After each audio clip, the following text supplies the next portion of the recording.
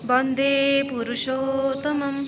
आज हम परम प्रेम श्री श्री ठाकुर के अमार स्मृति पटे श्री श्री ठाकुर किताब से लेखक श्री निबिड़कानंद मित्र उनके किताब से एक लीला कहानी आलोचना करेंगे।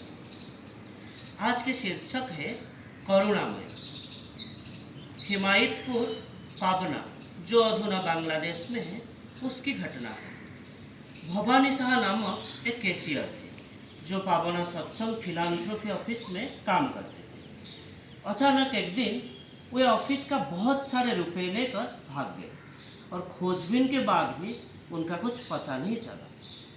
फिर डॉक्टर के निर्देश पर शारीरिक स्वस्थता के लिए 2 सितंबर 1946 को श्री श्री ठाकुर देवघर चले आए और उसके बाद देश का विभाजन भी हो गया।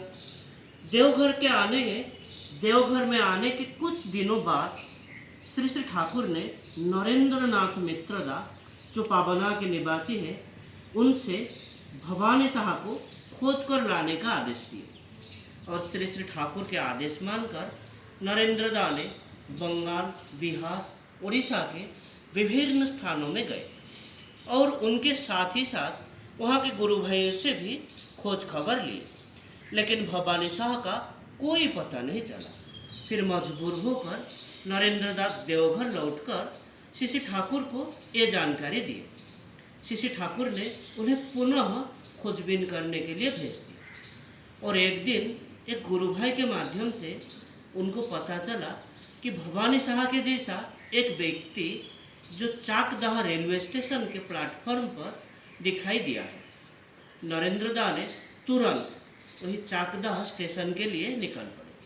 बहुत खोजने के बाद एक व्याधिग्रस्त व्यक्ति जो प्लेटफॉर्म के एक कोने में चटाई ओढ़कर सोया हुआ मिला। विकृत मुखाकृति के कारण नरेंद्र दा उनको पहचान भी नहीं पाए और बहुत नज़दीक से ध्यानपूर्वक देखने के बाद वो अंदाज से ही पूछे, क्या आपका नाम भवानी शाह है? फिर रोगग्रस्त व्यक्ति ने अस्वीकार करते हुए उनको अपने सामने से चले जाने के लिए बोला।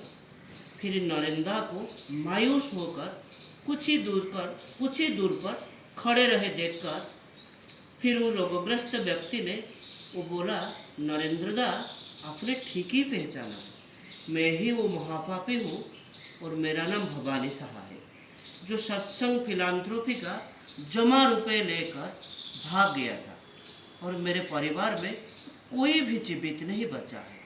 मैं दुसाध्य रोग से आक्रांत हूँ और इस प्लेटफॉर्म पर पड़ा रहता हूँ।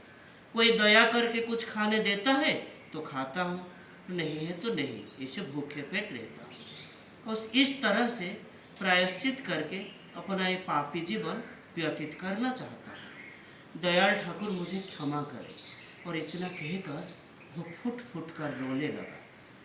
सब कुछ सुनने के बाद नरेंद्र दा ने बोला, भवानी दा, ठाकुर यदि आपको क्षमा नहीं करते तो क्या इतने व्याकुल होकर मुझे खोजबीन करने बोलते?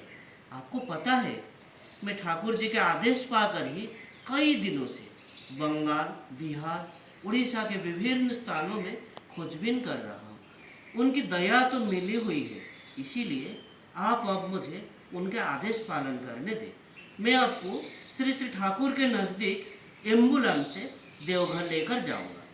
भवानी दा ने रोते हुए कहा, मैं ऐसा कालिक मुख लेकर उनके नज़दीक नहीं जा पाऊंगा दादा। आप मेरे लिए प्रार्थना कीजिए कि मैं उनका नाम स्मरण करते करते इस शरीर को जैसे त्याग कर सकूं। फिर बहुत समझाने पर भी जब वो नहीं माने तो दुखित मन से नरेंद्र दा देवघर लौट गए और लौटकर श्री ठाकुर से विस्तार पूर्वक सारी बातें बतलाए। पूरे बात सुनने के बाद दीर्घश्वास लेकर श्री ठाकुर ने कहा, मैं उसको बचा नहीं पाया। इतना कहकर माँ माँ कहते हुए कराहटे रहे। ये परम प्रेम श्री श्री ठाकुर अनुकूल। आज के लिए इतना ही। वंदे पुरुषोत्तमम्।